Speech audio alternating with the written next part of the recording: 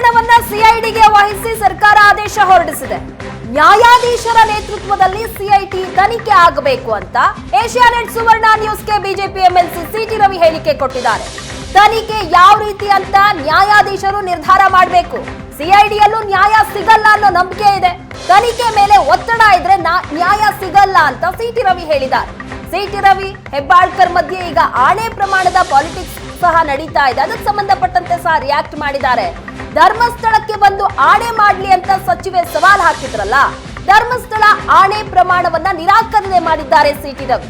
ನ್ಯಾಯಕ್ಕಾಗಿ ಮೋದಿ ಭೇಟಿ ಮಾಡ್ತೀನಿ ಅಂತ ಹೆಬ್ಬಾಳ್ಕರ್ ಅವರು ಹೇಳಿದ್ರು. ಅದಕ್ಕೆ ಮೋದಿ ಬಿಜೆಪಿ ಅವರಲ್ವೇ ಅಂತ ಸಿಟಿ ರವಿ ಏಕವಚನದಲ್ಲಿ ಲಕ್ಷ್ಮೀ ಹೆಬ್ಬಾಳ್ಕರ್ಗೆ ವಾಗ್ದಾಳಿ ನಡೆಸಿದ್ದಾರೆ. ಪರಿಷತ್ನಲ್ಲಿ ಸಿಟಿ ರವಿ ಅವರು ಹೇಳಿದ್ದಾರೆ ಎನ್ನಲಾಗುವಂತಹ ಮಾತಿಗೆ ಪ್ರಕರಣಕ್ಕೆ ಸಂಬಂಧಪಟ್ಟಂತೆ ಇದೀಗ ಸರ್ಕಾರ ಈಗ ಸಿಐಡಿ ತನಿಖೆಗೆ ವಹಿಸಿರುವಂಥದ್ದು. ಈ ಬಗ್ಗೆ ಮಾತಾಡಲಿಕ್ಕೆ ನಮ್ಮ ಜೊತೆಗೆ ಸ್ವತಃ ಸಿಟಿ ರವಿ ಅವರು ಇರುವಂಥದ್ದು. ಸರ್, ಗೃಹ ಇಲಾಖೆ ಈಗ ಸಿಐಡಿಗೆ ವಹಿಸಿರುವಂಥದ್ದು, ನಿಮ್ಮ ಮೊದಲ ಪ್ರತಿಕ್ರಿಯೆ ನೋಡಿ. ಒತ್ತಡ ಇಲ್ಲದೆ ಕೆಲಸ ಮಾಡೋದಾದರೆ ಒಬ್ಬರು ಪೊಲೀಸ್ ಕಾನ್ಸ್ಟೇಬಲ್ಲು ಕೂಡ ನ್ಯಾಯ ಕೊಡಬಲ್ಲರು. ಹಿರೇಬಾಗೇವಾಡಿಯ ಪೊಲೀಸ್ ಕಾನ್ಸ್ಟೇಬಲ್ ಸಾಕು, ಒತ್ತಡ ಇಲ್ಲದೆ ಇದ್ದರೆ, ನಿಷ್ಪಕ್ಷಪಾತವಾಗಿದ್ದರೆ. ಒತ್ತಡ ಇದ್ದರೆ ಪೊಲೀಸ್ ಠಾಣೆಯಲ್ಲೂ ನ್ಯಾಯ ಸಿಗಲ್ಲ, ಸಿಐಡಿಯಲ್ಲೂ ನ್ಯಾಯ ಸಿಗಲ್ಲ, ಒತ್ತಡ ಇದ್ದರೆ. ನಾನು ಅದಕ್ಕೆ ಹೇಳ್ತೀನಿ, ನೀವು ಹಾಲಿ ನ್ಯಾಯಾಧೀಶರ ನೇತೃತ್ವದಲ್ಲಿ ಸಿಐಡಿ ತನಿಖೆ ನಡೆಸಿ. ಹಾಲಿ ನ್ಯಾಯಾಧೀಶರ ನೇತೃತ್ವ ವಹಿಸಲಿ ಸಿಐಡಿ ತನಿಖೆಗೆ. ಅವ್ರು ಡೈರೆಕ್ಷನ್ ಕೊಡಬೇಕು ಇವರಿಗೆ, ಏನು ಮಾಡಬೇಕು, ಯಾವ ರೀತಿ ಮಾಡಬೇಕು ಅನ್ನೋದನ್ನು. ಹಾಗಾಗಿ ಹಾಲಿ ಹೈಕೋರ್ಟ್ ನ್ಯಾಯಾಧೀಶರ ನೇತೃತ್ವದಲ್ಲಿ ಸಿಐಡಿ ತನಿಖೆ ನಡೆಸಿ. ಸರ್, ಇದೇ ಪ್ರಕರಣಕ್ಕೆ ಸಂಬಂಧಪಟ್ಟಂತೆ ನಿಮ್ಮನ್ನು ಈಗ ಧರ್ಮಸ್ಥಳಕ್ಕೂ ಕೂಡ ಕರೀತಾ ಇರುವಂಥದ್ದು, ಆಣೆ ಪ್ರಮಾಣದ ಕೂಡ ಮಾಡಲಿ ಅನ್ನೋದು ಕೂಡ ಹೇಳ್ತಾ ಇರುವಂಥದ್ದು ಲಕ್ಷ್ಮೀ ಹೆಬ್ಬಾಳ್ಕರ್. ಈಗ ಪೊಲೀಸ್ಟು ಕೇಸ್ ಆದ ನಂತರ ಅವೆಲ್ಲವೂ ಅಪ್ರಸ್ತುತ ಆಗಿದ್ದಾವೆ. ಪೊಲೀಸ್ ಕೇಸ್ ಕೊಟ್ಟು ಹೆರಾಸ್ಮೆಂಟ್ ಆದ ನಂತರ ಅವೆಲ್ಲವೂ ಮುಂಚೆ ಇತ್ತು. ಮತ್ತು ಅವರು ನನ್ನನ್ನು ಕೊಲೆಗಡಕ ಅಂತ ಸಂಬೋಧಿಸಿದ್ದಾರೆ, ಒಪ್ಕೊಂಡಿದ್ದಾರೆ ನನ್ನ ಕೊಲೆಗಡಕ ಅಂತ. ನಾನು ಯಾರನ್ನು ಕೊಲೆ ಮಾಡಿದ್ದೀನಿ? ಸರ್, ಇನ್ನೊಂದು, ಅವರು ಕ್ಷಮೆ ಕೇಳೋ ತನಕ ಬಿಡಲ್ಲ, ನಾನು ಅವರಿಗೆ ಶಿಕ್ಷೆ ಆಗೋ ತನಕ ಬಿಡಲ್ಲ ಅಂತ ಹೇಳ್ತಿರುವಂಥದ್ದು ಲಕ್ಷ್ಮೀ ಹೆಬ್ಬಾಳ್ಕರ್ ಅವರು ಒಂದು ಹೇಳಿಕೆಯನ್ನು ಕೂಡ ಕೊಡ್ತಾ ಇರುವಂಥದ್ದು. ಸರ್, ನಿನ್ನೆ ಒಬ್ಬರು ಹಿರಿಯರು ಬಂದಿದ್ದರು. ಅವರು ಒಂದು ಮಾತು ನನಗೆ ಹೇಳಿದರು, ರವಿ, ಕೆಸರು ನಿನ್ನ ಮೇಲೆ ಬಿದ್ದರೂ ನೀನೇ ಸ್ನಾನ ಮಾಡಬೇಕು, ಕೆಸರು ಮೇಲೆ ನೀನು ಬಿದ್ದರೂ ನೀನೇ ಸ್ನಾನ ಮಾಡಬೇಕು, ಕೆಸರಿಂದ ದೂರ ಇರು ಅಂತ ಹೇಳಿದರು. ಅಷ್ಟೇ ಹೇಳಕ್ಕೆ ಬಯಸ್ತೀನಿ. ಸರ್, ಇನ್ನೊಂದು, ಇಡೀ ಪ್ರಕರಣವನ್ನು ಈಗೆಲ್ಲ ಒಂದು ಕಡೆ ರಾಜಕೀಯ ಇದಕ್ಕೆ ಅಂದರೆ ಆರೋಪ ಪ್ರತ್ಯಾರೋಪಕ್ಕೆ ಒಂದು ವೇದಿಕೆಯಾಗಿ ಪರಿಣಮಿಸ್ತಾ ಇದೆ. ಅಂದರೆ BJP ಮತ್ತು ಕಾಂಗ್ರೆಸ್ನ ನಡುವೆ ಜಟಾಪಟಿಗೂ ಕಾರಣ ಆಗ್ತಾ ಇದೆ ಅಂತ. ಸರ್ ನೋಡಿ, ಕಾನೂನು ಪ್ರಕಾರ ಅವ್ರು ನಡ್ಕೊಂಡಿದ್ದರೆ ನಾನು ಯಾವುದೂ ತಪ್ಪು ಅಂತ ಹೇಳ್ತಿರಲಿಲ್ಲ. ನನಗೆ ಪೊಲೀಸ್ ಕೇಸು ಹೊಸ್ತೇನಲ್ಲ, ಬೇಲು ಕೂಡ ಹೊಸ್ತೇನಲ್ಲ. ಹೋರಾಟದ ಹಿನ್ನೆಲೆಯಿಂದ ನಾನು ಬಂದವನು, ಅದು ಯಾವುದೂ ಹೊಸ್ತಲ್ಲ. ಅವ್ರು ಕಾನೂನು ಪ್ರಕಾರ ನಡ್ಕೊಂಡ್ರ? ನಮ್ಮ ಸಭಾಪತಿಗಳು ಹೇಳಿದ್ದಾರೆ, ನನ್ನ ಜುಡಿಸ್ಟಿಕ್ಷನ್ ಒಳಗೆ ಮಧ್ಯಪ್ರವೇಶ ಮಾಡೋಕ್ಕೆ ಪೊಲೀಸಿಗೆ ಅಧಿಕಾರ ಇಲ್ಲ ಅಂಥೇಳಿ. ಕಾನೂನೇನು ಹೇಳುತ್ತೆ?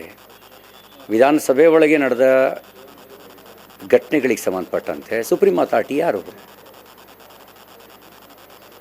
ಎರಡನೇದು, ನನ್ನ ಮೇಲೆ ಈ ಕೇಸ್ ಹಾಕಿದ ನಂತರ ನಂಗೆ ನೋಟಿಸ್ ಕೊಟ್ರ? ಮೂರನೇದು, ಅರೆಸ್ಟ್ ಮಾಡಿದ್ದೀವಿ ಅಂತ ನನಗೆ ಹೇಳಿದ್ರ? ನನ್ನ ಲಾಯರನ್ನು ಕನ್ಸಲ್ಟ್ ಮಾಡೋಕ್ಕೆ ಅವಕಾಶ ಕೊಟ್ರ? ನಾಲ್ಕನೇದು, ಇಷ್ಟೆಲ್ಲ ಆದ ನಂತರ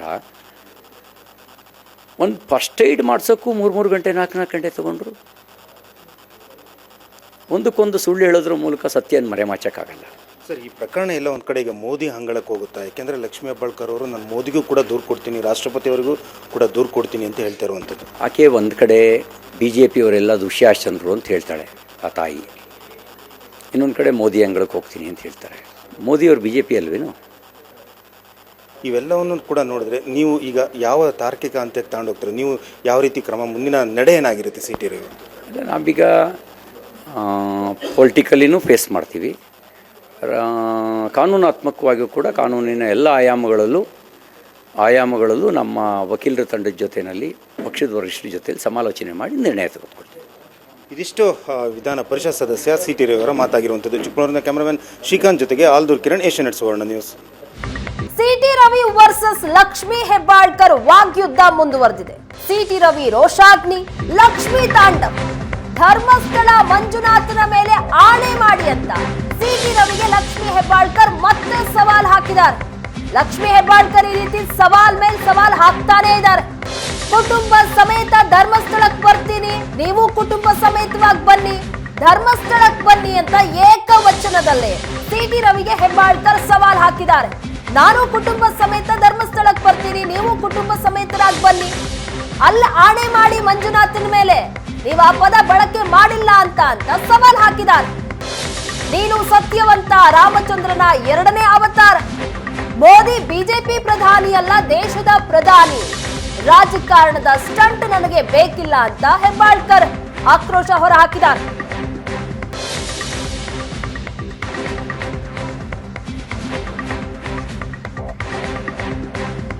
ಸಿಟಿ ರವಿ ಅವರು ನೀಡಿದ ಆಕ್ಷೇಪಾರ್ಹ ಹೇಳಿಕೆ ಒಂದು ಕಡೆ ರಾಜಕೀಯ ತಿರುವನ್ನು ಪಡ್ಕೊಂಡಿದೆ, ಮತ್ತೊಂದೆಡೆ ಆಣೆ ಪ್ರಮಾಣದ ಮೆಟ್ಟಲನ್ನು ಕೂಡ ಏರುವಂಥದ್ದು. ಸ್ವತಃ ಈ ಬಗ್ಗೆ ಮಾತಾಡೋಕೆ ನಮ್ಮ ಜೊತೆಗೆ ಸಚಿವ ಲಕ್ಷ್ಮೀ ಹೆಬ್ಬಾಳ್ಕರ್ ಇದ್ದಾರೆ, ಅವ್ರನ್ನೇ ಮಾತಾಡ್ಸೋಣ.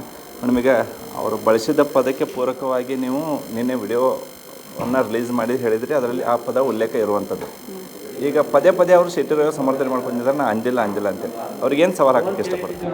ಸವಾಲಲ್ಲ ಇದು ಸವಾಲು ಅಲ್ಲ. ನಾನು ಯಾರ ಜವಾಬನ್ನು ನಾನು ಕೇಳ್ತಾ ಇಲ್ಲ, ಅಥವಾ ಇದು ರಾಜಕಾರಣ ಸ್ಟಂಟು ನನಗೆ ಬೇಕಾಗಿಲ್ಲ. ಅವರೆಲ್ಲ ಮಾಡ್ತಾ ಇದ್ದಾರಲ್ಲ, ಅವ್ರು ವಿಜೃಂಭಿಸ್ತಾ ಇದ್ದಾರೆ. ಮಾಡೋದನ್ನು ಮಾಡಿಬಿಟ್ಟು ಆಡೋದನ್ನು ಆಡಿಬಿಟ್ಟು ನಾನು ಆಡೆಲ್ಲ ಅಂತ ಹೇಳಿ ರಾಜಾರೋಷವಾಗಿ ಹೂವು ಹಾರ ತುರಾಯಿ ಪಟಾಕಿಯನ್ನು ಹೊಡೆಸ್ಕೊಳ್ತಾ ಇದ್ದಾರಲ್ಲ. ನಾನು ಇಷ್ಟೇ ಹೇಳಿದ್ದೀನಿ, ನಾನು ಕುಟುಂಬ ಸಮೇತ ಧರ್ಮಸ್ಥಳದ ಮಂಜುನಾಥನಿಗೆ ಬರ್ತೀನಿ. ಯಾಕಂದರೆ ನಾನು ನಂಬ್ತೀನಿ, ಧರ್ಮಸ್ಥಳದ ಮಂಜುನಾಥನ ನಂಬ್ತೀನಿ.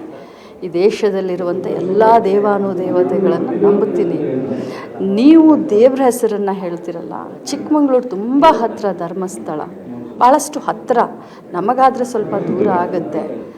ನೀವು ಕೂಡ ದೇವ್ರನ್ನ ನಂಬ್ತೀರಾ, ದತ್ತಮಾಲೆಯನ್ನು ಹಾಕೋತೀರಾ, ಪವಿತ್ರವಾದಂಥ ದತ್ತಪೀಠಕ್ಕೆ ಹೋಗ್ತೀರಾ. ನೀವು ಕುಟುಂಬ ಸಮೇತ ಮಂಜುನಾಥನ ಹತ್ರ ಬನ್ನಿ. ನೀವು ಕೂಡ ಆನೆ ಪ್ರಮಾಣ ಮಾಡಿ ಹೇಳಿ, ರಾಜ್ಯದ ಜನತೆಗೆ ಹೇಳಿ, ನಾನು ಅಂದಲ್ಲ ಈ ಮಾತನ್ನು ಅಂತ, ನಾನು ಕೂಡ ಬರ್ತೀನಿ ಕುಟುಂಬ ಸಮೇತ ಅಂತ ಹೇಳ್ತಾ ಇದ್ದೀನಿ. ಮತ್ತೊಂದರೆ ನನಗಿಷ್ಟೆಲ್ಲ ರಾತ್ರಿ ಎಲ್ಲ ಪೊಲೀಸ್ ಸ್ಟೇಷನ್ ಚಿತ್ರಹಿಂಸೆ ಕೊಟ್ಟರು, ಈಗ ಧರ್ಮ ಸರ್ಕಾರ ನಾಯಕ ಬರಲಿ ಅನ್ನುವಂಥ ಮಾತನ್ನು ಸಿಟಿ ರವಿ ಅವರು ಹೇಳ್ತಾರೆ. ಇದರಲ್ಲೇ ಎಲ್ಲರಿಗೂ ಉತ್ತರ ಸಿಕ್ತು. ಯಾರಿಗೆ ತೊಂದರೆ ಕೊಟ್ಟಿದ್ದಾರೆ ರೀ? ನೀವು ಆ ಮಾತು ಅಂದಿದ್ದಕ್ಕೆ ತಾನೇ ಪೊಲೀಸ್ ಸ್ಟೇಷನ್ಗೆ ಹೋಗಿದ್ದು. ನೀವು ಆ ಮಾತನ್ನು ಅಂದಿದ್ದನ್ನು ಯಾಕೆ ನೀವು ವೈಭವೀಕರಿಸ್ತಾ ಇದ್ದೀರಾ? ನೀವು ಆ ಮಾತನ್ನು ಅನ್ಲೇ ಇಲ್ಲ ಅಂತಂದಿದ್ರೆ ಪೊಲೀಸ್ ಸ್ಟೇಷನ್ ಪ್ರಮೇನೇ ಇಲ್ಲ, ನಾನು ನಿಮ್ಮ ಮೇಲೆ ಕೇಸ್ ಹಾಕುವಂಥ ಪ್ರಮೇನೇ ಇಲ್ಲ, ನಾನು ಸದನದಲ್ಲಿ ಗಲಾಟೆ ಮಾಡುವಂಥ ಪ್ರಮೇನೇ ಇಲ್ಲ.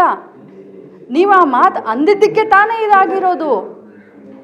ಬನ್ನಿ ಧರ್ಮಸ್ಥಳಕ್ಕೆ, ತಾವು ಸತ್ಯವಂತರು, ಶ್ರೀರಾಮಚಂದ್ರನ ಎರಡನೇ ಅವತಾರ, ರಾಮನ ಭಕ್ತರು. ಬನ್ನಿ ಧರ್ಮಸ್ಥಳಕ್ಕೆ, ರಾಜ್ಯದ ಜನತೆಗೆ ಗೊತ್ತಾಗ್ಲಿ. ಯಾಕಂತಂದ್ರೆ ತಾವು ದೈವಿ ಭಕ್ತರು, ಬನ್ನಿ. ಮತ್ತೆ ಮೇಡಮ್, ಈ ಪ್ರಕರಣ ನೀವು BJP, ಯಾಕಂದ್ರೆ ರಾಜ್ಯ ನಾಯಕರೆಲ್ಲ ಸಿಟಿ ರವಿ ಬೆಂಬಲ ನಿಂತಿದ್ದಾರೆ. ಈ ಕಾರಣಕ್ಕೆ BJP ಹೈಕಮಾಂಡ್ ಅಂದರೆ ಮೋದಿ ಅವರಿಗೆ ಭೇಟಿ ಆಗ್ತೀನಿ ಅಂತೇಳಿ ನಿನ್ನೆ ಅಷ್ಟೇ ಹೇಳಿದ್ರಿ. ಈಗ ಸಿಟಿ ರವಿ ಅವರು ಏನಂತಿದ್ದಾರೆ, BJP ಅವರು ದುಶ್ಯಾಸನಂತಹ ಹೆಬ್ಬಾಳ್ಕರ್ ಮೇಡಮ್ ಅವರು ಮೋದಿ ಕಡೆ ಯಾಕೆ ಹೊಂಟಿದ್ದಾರೆ ಅಂತೇಳಿ ಪ್ರಶ್ನೆ ಮಾಡ್ತಿದ್ದಾರೆ. ಸಿಟಿ ರವಿ ಅವರು ಅರ್ಥ ಮಾಡ್ಕೊಳ್ಬೇಕು, ಮಹಾನ್ ಭಾವರು. ಈ ದೇಶದ ಪ್ರಧಾನಮಂತ್ರಿಯವರು BJPಯ ಪ್ರಧಾನಮಂತ್ರಿಗಳಲ್ಲ, ಇಡೀ ದೇಶದ ಪ್ರಧಾನಮಂತ್ರಿಗಳು. Thank you. ಇವಿಷ್ಟು ಸಚಿವೆ ಲಕ್ಷ್ಮೀ ಹೆಬ್ಬಾಳ್ಕರ್ ಅವರು ಹೇಳ್ತಿರುವಂಥದ್ದು. ಕ್ಯಾಮರಾ ನಡೇಶ್ ಪಾಲ್ ಜೊತೆ Anil Kajgar, Asianet Suvarna news, Belagavi. City Ravi ಪ್ರಕರಣವನ್ನ ಸಿಐಡಿಗೆ ವಹಿಸಿ ಸರ್ಕಾರ ಆದೇಶ ಹೊರಡಿಸಿದೆ.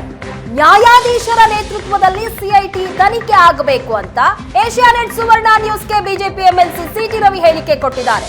ತನಿಖೆ ಯಾವ ರೀತಿ ಅಂತ ನ್ಯಾಯಾಧೀಶರು ನಿರ್ಧಾರ ಮಾಡಬೇಕು. ಸಿಐಡಿಯಲ್ಲೂ ನ್ಯಾಯ ಸಿಗಲ್ಲ ಅನ್ನೋ ನಂಬಿಕೆ ಇದೆ. ತನಿಖೆ ಮೇಲೆ ಒತ್ತಡ ಇದ್ರೆ ನ್ಯಾಯ ಸಿಗಲ್ಲ ಅಂತ ಸಿಟಿ ರವಿ ಹೇಳಿದ್ದಾರೆ. ಸಿಟಿ ರವಿ ಹೆಬ್ಬಾಳ್ಕರ್ ಮಧ್ಯೆ ಈಗ ಆಣೆ ಪ್ರಮಾಣದ ಪಾಲಿಟಿಕ್ಸ್ ಸಹ ನಡೀತಾ ಇದೆ. ಅದಕ್ಕೆ ಸಂಬಂಧಪಟ್ಟಂತೆ ಸಹ ರಿಯಾಕ್ಟ್ ಮಾಡಿದ್ದಾರೆ.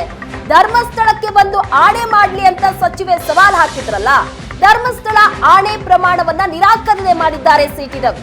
ನ್ಯಾಯಕ್ಕಾಗಿ ಮೋದಿ ಭೇಟಿ ಮಾಡ್ತೀನಿ ಅಂತ ಹೆಬ್ಬಾಳ್ಕರ್ ಅವರು ಹೇಳಿದ್ರು. ಅದಕ್ಕೆ ಮೋದಿ ಬಿಜೆಪಿ ಅವರಲ್ವೇ ಅಂತ ಸಿಟಿ ರವಿ ಏಕವಚನದಲ್ಲಿ ಲಕ್ಷ್ಮಿ ಹೆಬ್ಬಾಳ್ಕರ್ಗೆ ವಾಗ್ದಾಳಿ ನಡೆಸಿದ್ದಾರೆ. ಪರಿಷತ್ನಲ್ಲಿ ಸಿ.ಟಿ. ರವಿ ಅವರು ಹೇಳಿದ್ದಾರೆ ಎನ್ನಲಾಗುವಂತಹ ಮಾತಿಗೆ ಪ್ರಕರಣಕ್ಕೆ ಸಂಬಂಧಪಟ್ಟಂತೆ ಇದೀಗ ಸರ್ಕಾರ ಈಗ ಸಿ.ಐ.ಡಿ ತನಿಖೆಗೆ ವಹಿಸಿರುವಂಥದ್ದು. ಈ ಬಗ್ಗೆ ಮಾತಾಡಲಿಕ್ಕೆ ನಮ್ಮ ಜೊತೆಗೆ ಸ್ವತಃ ಸಿ.ಟಿ. ರವಿ ಅವರು ಇರುವಂಥದ್ದು. ಸರ್, ಗೃಹ ಇಲಾಖೆ ಈಗ ಸಿ.ಐ.ಡಿಗೆ ವಹಿಸಿರುವಂಥದ್ದು, ನಿಮ್ಮ ಮೊದಲ ಪ್ರತಿಕ್ರಿಯೆ? ನೋಡಿ, ಒತ್ತಡ ಇಲ್ಲದೆ ಕೆಲಸ ಮಾಡೋದಾದರೆ ಒಬ್ಬರು ಪೊಲೀಸ್ ಕಾನ್ಸ್ಟೇಬಲ್ಲು ಕೂಡ ನ್ಯಾಯ ಕೊಡಬಲ್ಲರು. ಹಿರೇಬಾಗೇವಾಡಿಯ ಪೊಲೀಸ್ ಕಾನ್ಸ್ಟೇಬಲ್ ಸಾಕು, ಒತ್ತಡ ಇಲ್ಲದೆ ಇದ್ದರೆ, ನಿಷ್ಪಕ್ಷಪಾತವಾಗಿದ್ದರೆ. ಒತ್ತಡ ಇದ್ದರೆ ಪೊಲೀಸು ಠಾಣೆಯಲ್ಲೂ ನ್ಯಾಯ ಸಿಗಲ್ಲ, ಸಿ.ಐ.ಡಿಯಲ್ಲೂ ನ್ಯಾಯ ಸಿಗಲ್ಲ, ಒತ್ತಡ ಇದ್ದರೆ. ನಾನು ಅದಕ್ಕೆ ಹೇಳ್ತೀನಿ, ನೀವು ಹಾಲಿ ನ್ಯಾಯಾಧೀಶರ ನೇತೃತ್ವದಲ್ಲಿ ಸಿ.ಐ.ಡಿ ತನಿಖೆ ನಡೆಸಿ. ಹಾಲಿ ನ್ಯಾಯಾಧೀಶರ ನೇತೃತ್ವ ವಹಿಸಲಿ ಸಿ.ಐ.ಡಿ ತನಿಖೆಗೆ. ಅವ್ರು ಡೈರೆಕ್ಷನ್ ಕೊಡಬೇಕು ಇವರಿಗೆ, ಏನು ಮಾಡಬೇಕು, ಯಾವ ರೀತಿ ಮಾಡಬೇಕು ಅನ್ನೋದನ್ನು. ಹಾಗಾಗಿ ಹಾಲಿ ಹೈಕೋರ್ಟ್ ನ್ಯಾಯಾಧೀಶರ ನೇತೃತ್ವದಲ್ಲಿ ಸಿ.ಐ.ಡಿ ತನಿಖೆ ನಡೆಸಿ.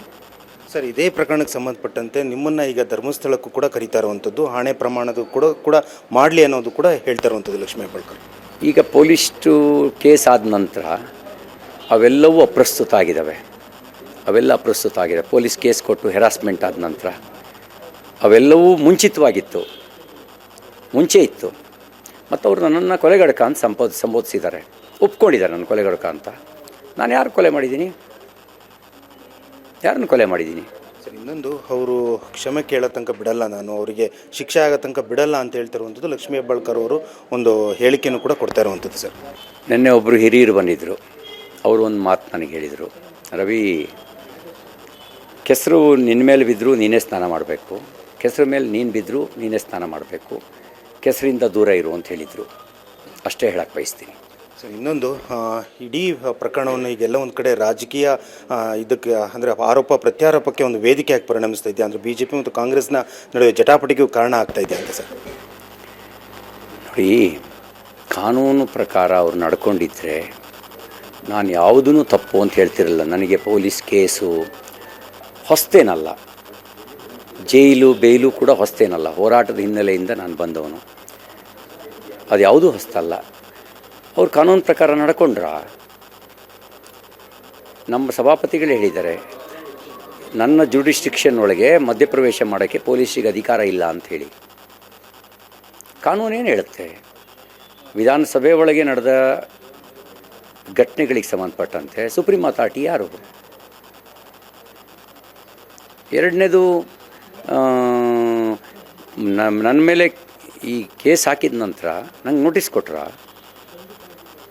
ಮೂರನೇದು, ಅರೆಸ್ಟ್ ಮಾಡಿದ್ದೀವಿ ಅಂತ ನನಗೆ ಹೇಳಿದ್ರ? ನನ್ನ ಲಾಯರನ್ನು ಕನ್ಸಲ್ಟ್ ಮಾಡೋಕ್ಕೆ ಅವಕಾಶ ಕೊಟ್ರ? ನಾಲ್ಕನೇದು, ಇಷ್ಟೆಲ್ಲ ಆದ ನಂತರ ಒಂದು ಫಸ್ಟ್ ಏಡ್ ಮಾಡ್ಸೋಕ್ಕೂ 3 ಗಂಟೆ 4 ಗಂಟೆ ತೊಗೊಂಡ್ರು. ಒಂದಕ್ಕೊಂದು ಸುಳ್ಳು ಹೇಳೋದ್ರ ಮೂಲಕ ಸತ್ಯನ ಮರೆಮಾಚಕ್ಕಾಗಲ್ಲ. ಸರ್, ಈ ಪ್ರಕರಣ ಎಲ್ಲ ಒಂದು ಕಡೆ ಈಗ ಮೋದಿ ಹಂಗಳಕ್ಕೆ ಹೋಗುತ್ತಾ? ಯಾಕೆಂದರೆ ಲಕ್ಷ್ಮೀ ಹೆಬ್ಬಾಳ್ಕರ್ ಅವರು ನಾನು ಮೋದಿಗೂ ಕೂಡ ದೂರು ಕೊಡ್ತೀನಿ, ರಾಷ್ಟ್ರಪತಿಯವರಿಗೂ ಕೂಡ ದೂರು ಕೊಡ್ತೀನಿ ಅಂತ ಹೇಳ್ತಾ ಇರುವಂಥದ್ದು. ಆಕೆ ಒಂದು ಕಡೆ BJPಯವರೆಲ್ಲ ದುಶ್ಯಾಸನರು ಅಂತ ಹೇಳ್ತಾಳೆ ಆ ತಾಯಿ, ಇನ್ನೊಂದು ಕಡೆ ಮೋದಿ ಹಂಗಳಕ್ಕೆ ಹೋಗ್ತೀನಿ ಅಂತ ಹೇಳ್ತಾರೆ. ಮೋದಿಯವರು BJP ಅಲ್ವೇನು? ಇವೆಲ್ಲವನ್ನು ಕೂಡ ನೋಡಿದ್ರೆ ನೀವು ಈಗ ಯಾವ ತಾರ್ಕಿಕ ಅಂತ್ಯಕ್ಕೆ ತಗೊಂಡು ಹೋಗ್ತಾರೆ? ನೀವು ಯಾವ ರೀತಿ ಕ್ರಮ, ಮುಂದಿನ ನಡೆ ಏನಾಗಿರುತ್ತೆ ಸಿ.ಟಿ. ರವಿ?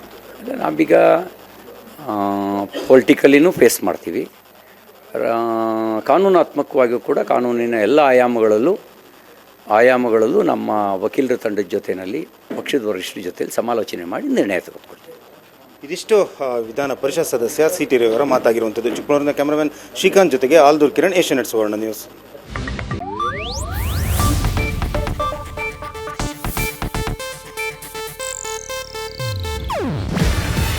ಇದು ಏಷ್ಯಾನೆಟ್ ನ್ಯೂಸ್ ನೆಟ್ವರ್ಕ್ ಪ್ರಸ್ತುತಿ. ನೀವು ನೋಡ್ತಿದ್ದೀರಾ ಏಷ್ಯಾನೆಟ್ ಸುವರ್ಣ ನ್ಯೂಸ್.